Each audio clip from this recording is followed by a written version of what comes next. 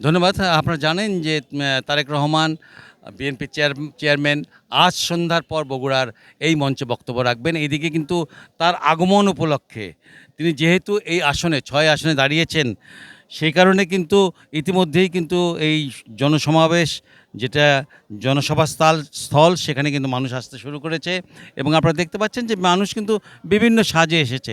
এই যে এই ভদ্রলোক যিনি আপনার ধানের শীষের পুরো ধানের শীষ নিয়ে শরীরে জড়িয়ে এসেছেন, তিনি কিন্তু ধানের শীষকে ভালোবেসে এসেছেন, তিনি কিন্তু তারেক রহমানকে ভালোবেসে এসেছেন, তিনি কিন্তু বেগম জিয়াকে ভালোবেসে এসেছেন, তিনি কিন্তু জিয়াউর রহমানকে ভালোবেসে এসেছেন। অর্থাৎ ভালোবাসার এই প্রকাশটা কিন্তু একটু অন্যরকম। আজকের দিনে আমরা যখন দেখছি যে এই মাঠে প্রস্তুতি চলছে তারেক রহমানকে বরণ করে নেওয়ার জন্য, কারণ তিনি আগামী কালও কিন্তু বগুড়ার বিভিন্ন জায়গায় আপনার হলো আপনার নির্বাচনী তার প্রচার চালাবেন, এটা আমরা জেনেছি। তা আজকের এই জনসভাকে সফল করার জন্য কিন্তু মানুষ আসতে শুরু করেছে এবং এখানে কত মানুষ আসবে এটা ধারণা করা যাচ্ছে না। অনেকেই মনে করছেন যে লক্ষাধিক মানুষও এখানে মানে ঠিক মতন বসতে পারবেন কি না, কারণ এখানে এত লোকের সমাগম হতে পারে।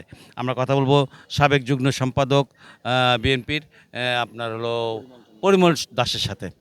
ধন্যবাদ। দীর্ঘ 19 বছর পর আমাদের নেতা জনাব তারেক রহমান আমাদের বগুড়া মাটিতে পাড়া দিচ্ছেন।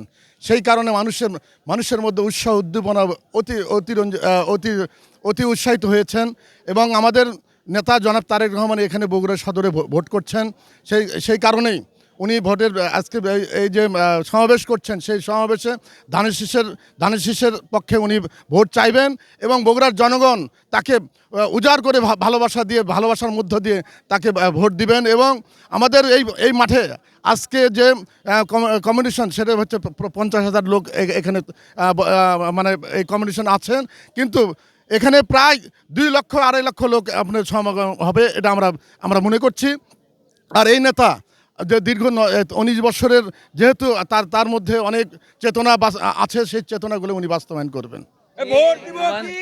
ধন্যবাদ। শুনছিলেন যে আসলে মানুষের ভিতরে যে উৎসাহ উদ্দীপনা এটা ক্রমশ বাড়ছে, সময় যত এগিয়ে যাচ্ছে ততই কিন্তু মানুষ তারেক রহমানের প্রতি যে প্রতীক্ষার প্রহর গুনছেন, সেই প্রহরে তারা আসছেন এবং তারা আপনার এই মঞ্চে তারেক রহমানের বক্তব্য শোনার জন্য উন্মুখ হয়ে বসে আছেন। এই ছিল আমার কাছে সবশেষ।